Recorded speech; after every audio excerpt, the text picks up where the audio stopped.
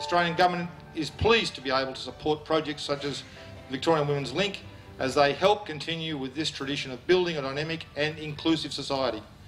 We provided $50,000 in funding for the project through our community relations initiative, Diverse Australia. We don't hand out money without good reason. We examine projects, we judge whether they're going to be effective to our mind.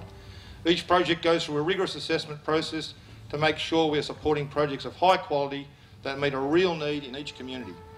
I was very impressed to see the Victorian Immigrant Refugees Women's Coalition devotes more than 90% of its funding to community projects and has managed over 30 projects in 8 years of operation.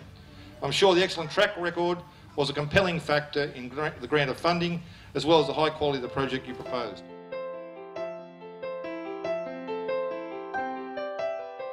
I'm Margot Kelly, and I'm the Victorian Region President of Sir Optimist International. My name's Coral Ross. I'm representing the Victorian Local Governance Association, and I'm a councillor at the City of Boroondara. I'm the Executive Officer of the Women's Coalition. Kingston City Council, Community Development Board. I'm Janice Rowe. I'm the Coordinator of Community Development at Kingston Council. I'm Frederica Pindman, and I'm a Social Work Student at Kingston Council. I'm Michelle MacDonald. I'm a Social Planning Coordinator at Wyndham Council. And I'm Faye Jutes. I'm a member of the Zombie Club of Melbourne's West, and we are a women's service club.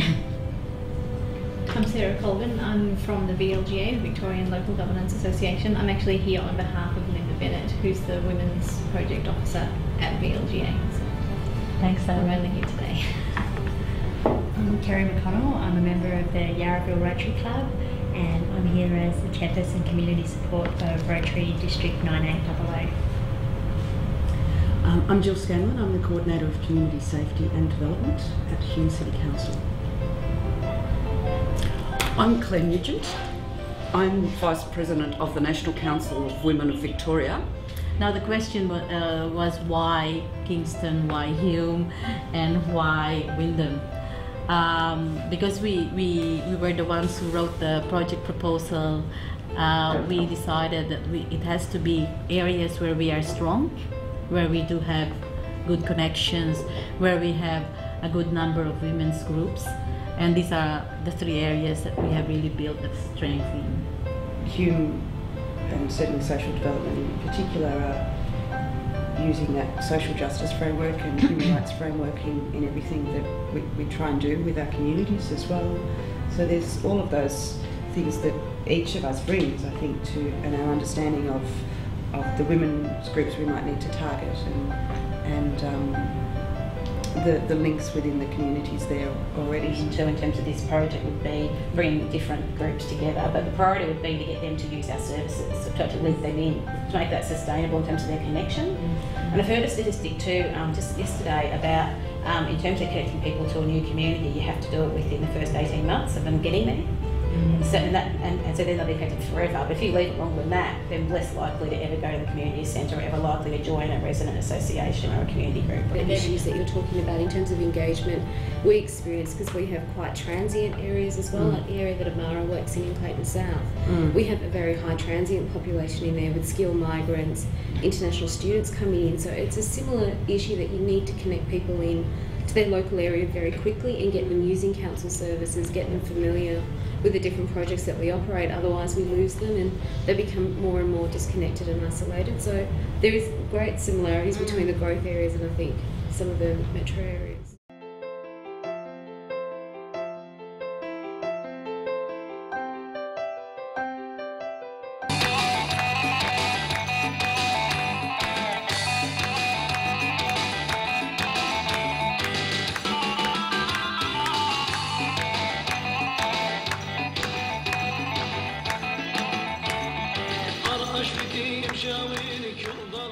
Mrs. Jan de Greta, Chief Patron of the Victorian Immigrant and Refugee Women's Coalition and wife of the Governor of Victoria.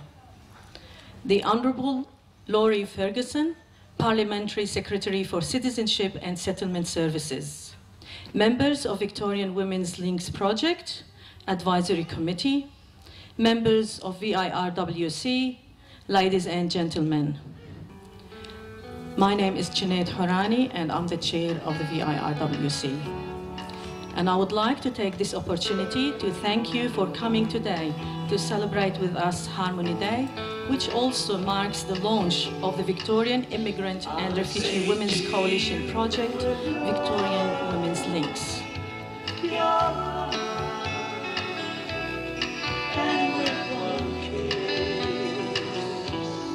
From me to you, I wish you well, my friend.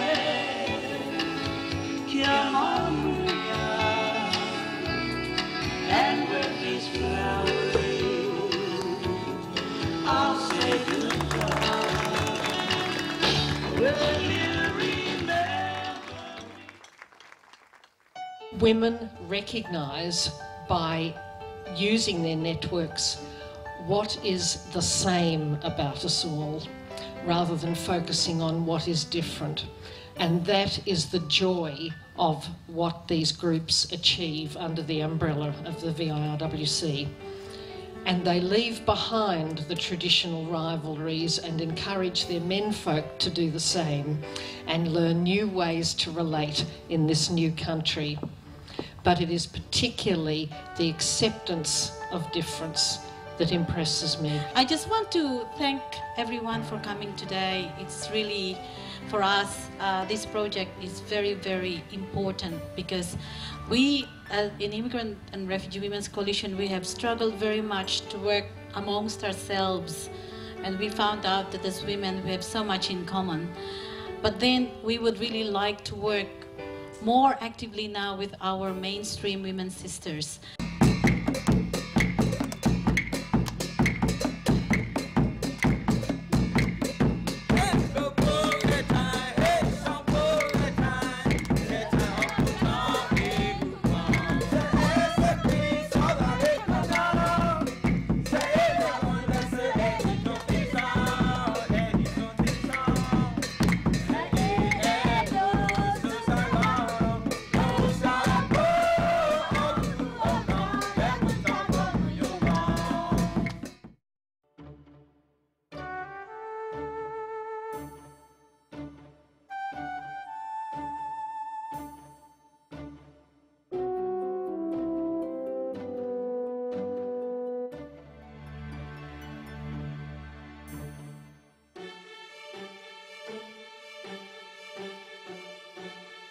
When we talk participation, in local government, sometimes people just want people to come into a room and they say, oh, we had 60 people there and they participated, they filled in the form. But I think what's really good about this project is that it's going to create some opportunities for women to meet like-minded women, but from unusual settings.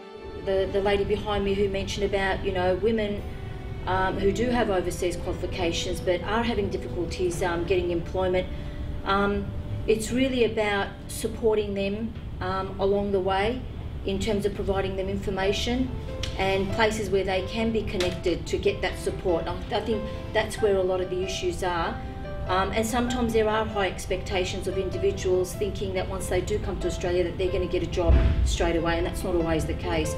But I think, that strong networking, and we're women of all diverse backgrounds, whether you're an Australian or a migrant or a refugee, we're just people from diverse backgrounds with very different personalities, different skills and different faiths. So I think when you've got a group of women, I think when you network, you're going to achieve something anyway.